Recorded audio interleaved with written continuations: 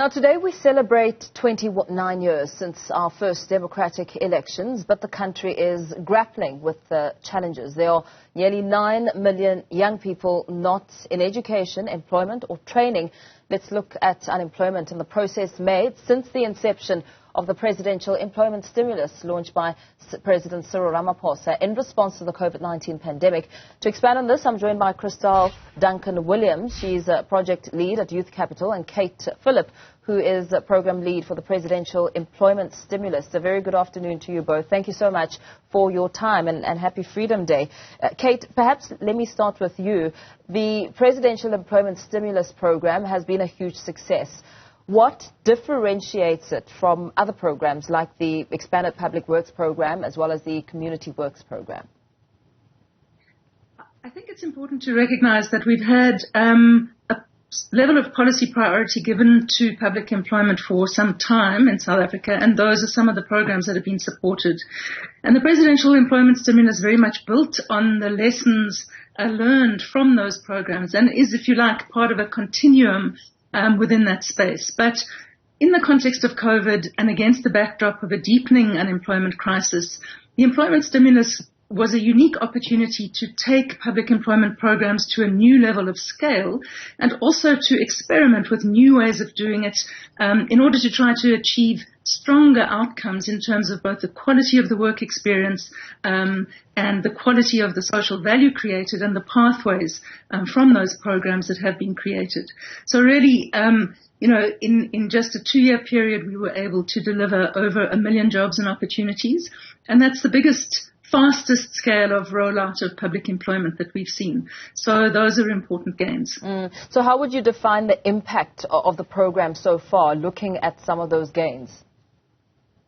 So there are a wide variety of programs within the stimulus, and of course each one has slightly different impacts. But we have to talk about the Basic Education Employment Initiative, which is employing another 100,000 young people, actually start on the 2nd of May.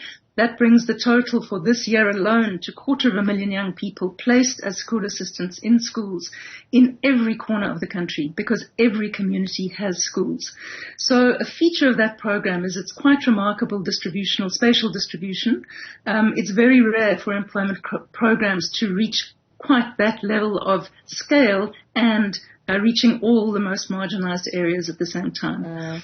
A key feature of that program is that there's almost a one-to-one mentorship with teachers. The program recently in research was given a 93% approval rating by teachers, which is also quite unusual. And we're really seeing it as a very important opportunity to give young people work experience in a context in which often in the labor market, the private sector says that lack of work skills and work experience is their barrier to entry. Yeah. So, that's just one of the programs. There are many more. I can certainly talk to the impacts of others as well. Okay, we'll touch on that in just a moment. Let's perhaps turn to Kristal. Kristal, with our concerning youth unemployment rates, is the program innovating the way that we are meeting and tackling the very big problem, the challenges of youth unemployment? Yes, so I think to carry on from Kate's last point there, we hear from young people in our network over and over and over again that they get asked for work experience, and where must they have gotten this work experience if nobody will give them a chance? And these kinds of programs do exactly that. They give young people a chance. Yes, they are short-term. They're on for forever. But the government would never be able to fund that. And so I think, we need to look at it as that. It's work experience for a young person. It's money in the young person's pocket for a couple of months that they can put back into their local economy. So there's a stimulation of the local township economy through that. And possibly gives a young person a little bit of money to be able to start investing in other things, their side hustle maybe, for when the program ends. And I think what we've seen, phase on phase, of this program, if we look back at phase 1, Youth Capital did a survey back then, and the training was really disparate, between the different provinces. Some young people got really great training, others, said they got hardly any. And I think the program has learned with each phase on how to improve that training and to give young people skills that they can use to access other opportunities in the labor market. And I think that's really, really key. Yeah. The Basic Education Employment Initiative is the largest program aimed at young people. And since its first phase, we know that nearly 600,000 young school assistants have passed through this program. Youth Capital has done some research into the program. What have some of the interesting findings been? Yes, so that was the survey I just referred to, and I think, the key thing there, because we surveyed school, either principals or teachers, whoever was in charge of managing the cohort of school assistants at the school was asked to complete the survey. And we only spoke to, 100 representatives on the school side. But I think what was key there is when the school was well primed, when the school had a clear idea of how to use the assistants, there was clear mentorship for the assistants had a good experience, and the school had a good experience. And so I think that was a key lesson that we took away from that. Also that the school was part of the final recruitment process. So SAYouth.mobi, the data-free platform that was used to recruit them, is great because it can deal with the scale. But at the end of the day, it's a young person that has to fit with the school and the school management. And so the school needs to be involved in that. And when schools weren't involved, there was a lot of tension. So I think those are some of the interesting findings that we found, and that I think have shaped some of the thinking in the following phases of the program. Yeah. Kate, perhaps let's turn to you.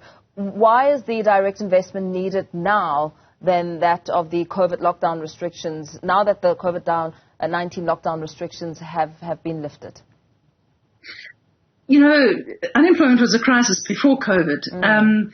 It was exacerbated during COVID, and that created a sense of additional urgency. Through that additional urgency, we've seen that we can take these programs to scale and that they really matter for young people and unemployed people in general. So our argument is, the unemployment crisis is not over, and the challenges we're currently facing with economic growth, because of the energy crisis and other challenges, means that actually we need to use the positive experience of the employment stimulus and gear it up further and scale it up further. We realize there are real fiscal constraints and there are many different pressures, but at the same time, we think that these programs are really important for the society and for people's sense of inclusion and participation and ability to create pathways forward. Yeah. Kristal, why do you think we should relook the way these opportunities are perhaps considered in a country where unemployment is so directly linked to inequality? Yeah, and I think to Kate's point, that's what, makes this program so different from the other programs is the reach. These marginalized communities who are very disconnected from economic hubs and therefore, a possibility for earning any kind of income or bringing any kind of money back into that local township. Every area has a school, no matter how rural or remote, there's a school somewhere within the vicinity.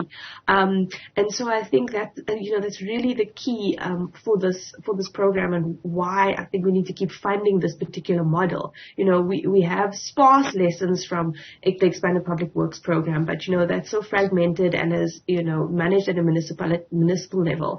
This program is great because, it was managed by the DBE together with the presidency.